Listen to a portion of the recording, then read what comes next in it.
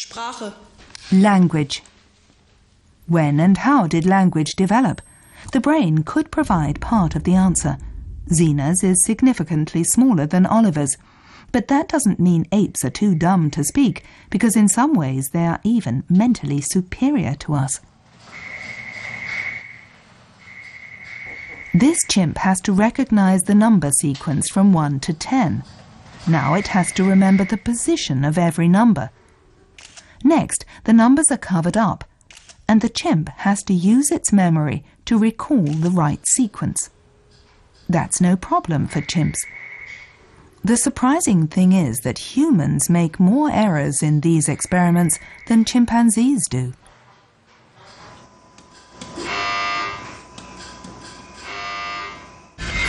Hallo. Mach mal so. Despite these mental abilities, conversation with Zena is relatively one-sided. We produce our language here. That's where you too produce your sounds, only we don't understand you.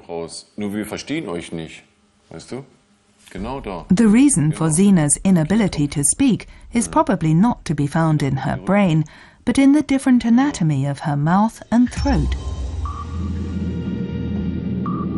We owe our ability to speak to the location of the tongue, the soft palate, and the larynx. This is where many speech sounds are produced. This resonance volume is much smaller in chimps. That's why it's impossible for our relatives to talk like humans. Bringst du mir Effisch bei? Guck mal, ich erzeuge meine Sprache hier. Hier. But what about us? When were our ancestors able to speak? How and whether our ancestors spoke has not yet been answered, and it will be some time before that happens. But the right brain is needed before you can even articulate words. And if you look at some of the hominid skulls, the interiors of them make it likely that the areas necessary for this cognitive ability were already present. Areale für dieses Denkvermögen schon angelegt waren. A simulation of the brain of Homo rudolfensis. Casts of skulls show that he may well have possessed the two language regions of the human brain, Broca's area and Wernicke's area. The way Homo rudolfensis also lived in more differentiated social groups also makes it likely he needed to communicate via language. But it was probably the successor of Homo rudolfensis, Homo erectus, who established language in the gallery of our ancestors. To get to know Homo erectus, we have to go back 1.8 million years. Homo erectus is already quite similar to us. The tools they used are ingenious and served a specific purpose, such as chopping up prey. A behavior modern humans adopted. Meal break. Pause. Gut notiert. Das ist deins. Zena has different culinary preferences from Oliver. Weißt du, was der Unterschied ist? Do you know what the difference is? You're vegetarian, and I eat meat. Und ich. Und ich esse Fleisch. Und du You isst don't normal usually eat meat. You eat bananas, nuts, and oranges. Nüsse. We both chew loudly, but you're louder than me. Du schmatzt nur lauter als ich. Is it yummy? Schmeckt's? It was modern humans at the latest who developed the additional technique of roasting. The steak from the pan, a useful invention? Roast food is more digestible than raw food. That allows the brain to be supplied with energy more quickly. The disadvantage Zena has is that she has to spend a very long time digesting, but because we're more active, we have to get meat more often. We have to hunt. That takes energy, but it also gives us something. The more meat we eat, the more protein we consume. Oder? Also ist ein langer Weg. Proteins stimulate the brain's performance ability. Meat eating, an engine for the brain's growth in our evolution? Ich glaube schon. Okay. Certainly the brain volume of the hunter Homo erectus increased significantly. And the build of Homo erectus also greatly resembles ours. This skeleton of a young man was named after its place of discovery, Lake Turkana, Turkana Buoy. The long leg bones in particular show one thing: Homo erectus was capable of walking upright, or erect, hence the name. The special thing about Homo erectus is that he probably left Africa 2 million years ago for Europe and Asia. Of course, that didn't happen in a few generations. You can't think of it like that. It took tens of thousands of years. For the first time in human history, a hominid species left the African continent, the cradle of humanity, in the form of Homo erectus. The places where skeletons of Homo erectus have been found make it likely that they first spread along the coasts. After many thousands of years, they finally reached Central Europe.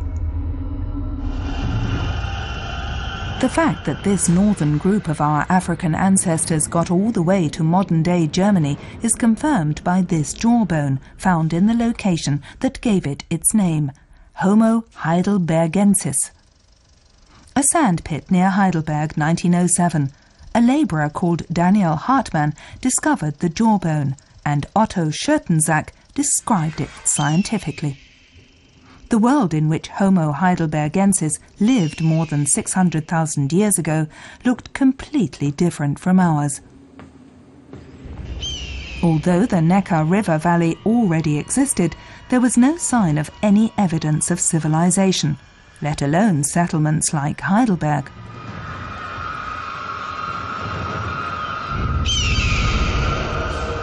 The climate in the floodplains of the Neckar was warmer, and the animals Homo heidelbergensis hunted were exotic.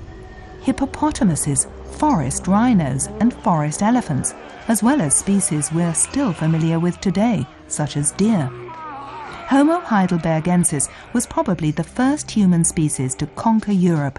Many discoveries confirm the existence of these first Europeans who had once been at home in Africa. But their time came to an end around 300,000 years ago.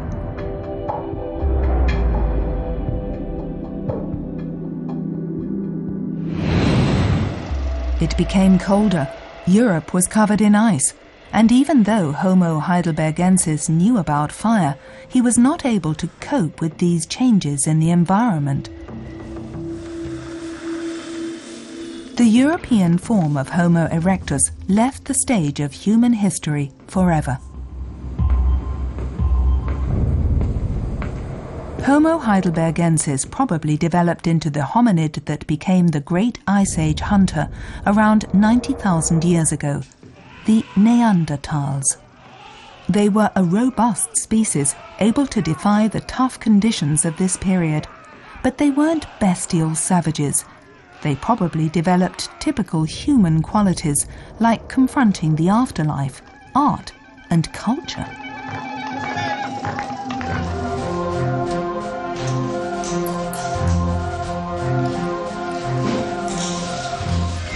Culture.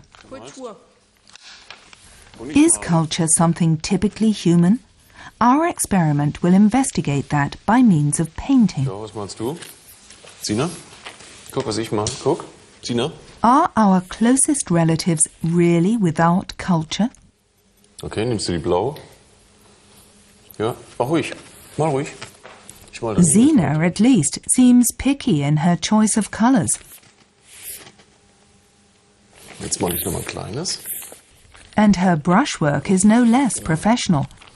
Isn't what is happening here already culture? Of course, you can argue about art and culture, but with the appearance of the Neanderthals, we speak of a capacity for culture. It is only since the appearance of the anatomically modern human, us, that we speak of culture the way we define it today. Kultur, wie wir sie heute definieren. Human culture. But who would want to deny that Sina is doing something creative here? Ausmalen, ja. Da willst du dann eine eigene Ausstellung bekommen. The cultural being, a human being. Its cradle is Africa. Here, around 200,000 years ago, when the first Neanderthals appeared in cold Europe, our direct ancestors evolved, Homo sapiens, the wise humans as they were later to be called. From here, they began their final big step to becoming human. They left their African home and populated the entire planet.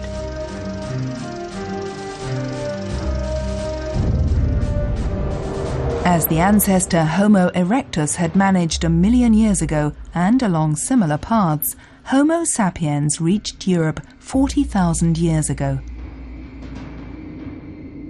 Here, the direct ancestors of the modern humans met the species that had survived in the cold climate of the north for many tens of thousands of years already. Neanderthals. But they were no match for Homo sapiens, who left their marks everywhere.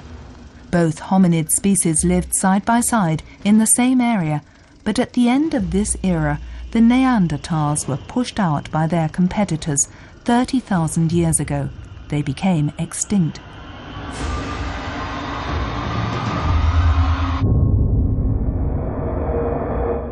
What about Homo sapiens? They are still reaching new frontiers today. It's one small step for man, one giant leap for mankind. That giant leap wouldn't have been possible without the first steps on our planet more than 3 million years ago. What about Homo rudolfensis?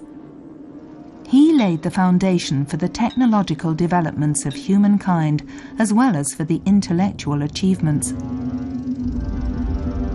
What do we owe Homo erectus? The fact that not just Africa, but the entire planet has become home to human culture. The past has made us what we are today. What the great achievement of Homo sapiens, the wise human, will be, is yet to be seen. So, Sina, komm, wir gehen. Komm her. Maybe we will assume responsibility for all the relatives we have left behind on our way to the future.